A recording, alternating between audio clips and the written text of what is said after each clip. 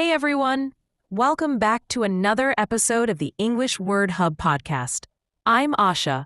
And I'm Raj. We're so glad you're here. Today's topic is something we all do, whether we admit it or not. Overthinking. Yes, we overthink what we said, what we didn't say, what someone might have meant, what could happen tomorrow, and even what didn't happen. Exactly. And by the end of the day, we're mentally exhausted. But nothing has actually changed. So in today's episode, why overthinking is secretly destroying your peace.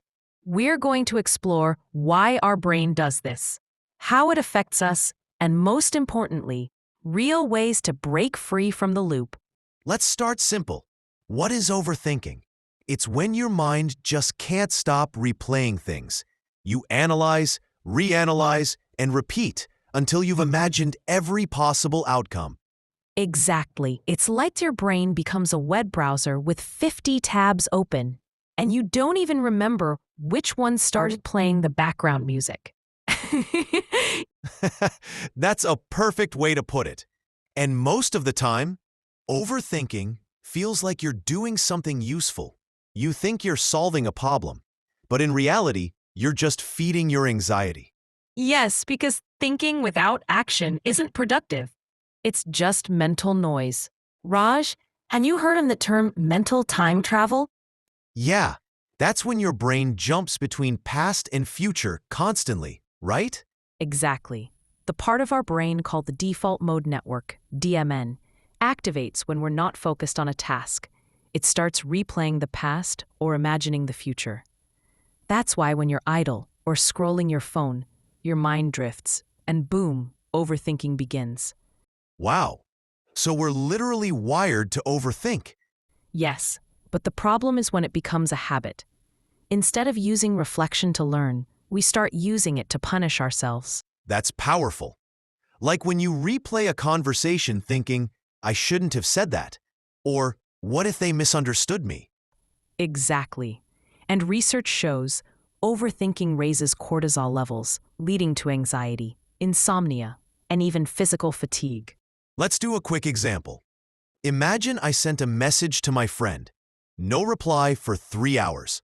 So my brain goes, did I say something wrong? Maybe they're angry. Maybe they're ignoring me. And then I check the message 10 times.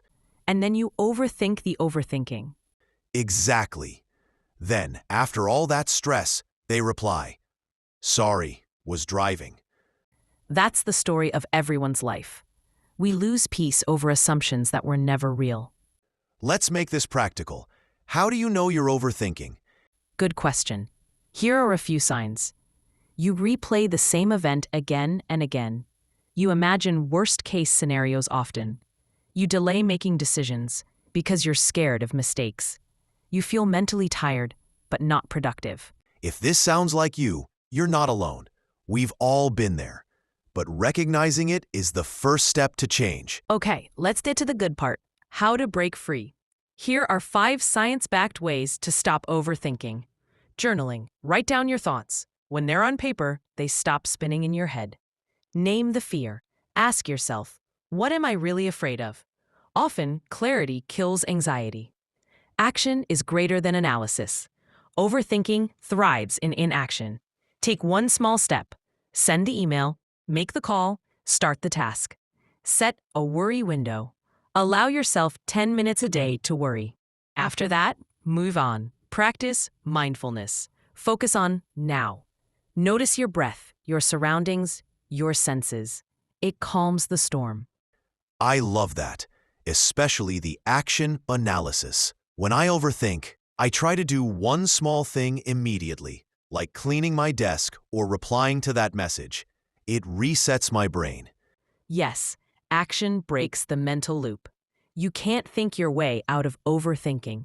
You act your way out of it. If you're listening right now, take a moment and ask yourself, what's the one thing I've been overthinking lately? Write it in the comments below. We'd love to see what situations make people overthink, because when we share, we realize we're not alone. And maybe your comment will help someone else feel understood too.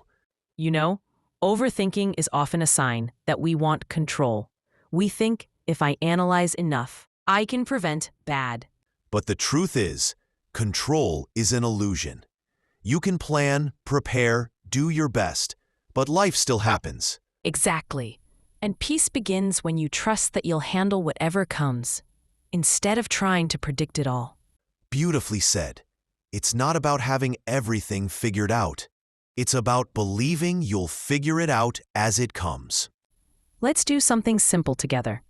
If you're listening, take a deep breath in and slowly breathe out. As you breathe, think of one worry that's been spinning in your head and imagine it floating away. You don't have to solve it right now. Just let it rest for a while. Sometimes the best solutions come when you stop forcing them. So, what did we learn today? Overthinking feels like preparation, but it's really procrastination in disguise. Yes, and peace comes from clarity, not control. If you take anything from this episode, remember, you can't solve tomorrow's problems by ruining today's peace. Thank you for spending your time with us today. If you found this helpful, hit that like button and subscribe to English Word Hub for more real, reflective podcasts every week. And if you tend to overthink, play this episode again tomorrow and shadow each sentence, not just for English practice, but to calm your mind. And before you go, tell us in the comments, what's one small thing you're going to stop overthinking today? We can't wait to read your answers. Remember, peace is a practice. See you in the next episode. Until then, breathe easy and be kind to your mind.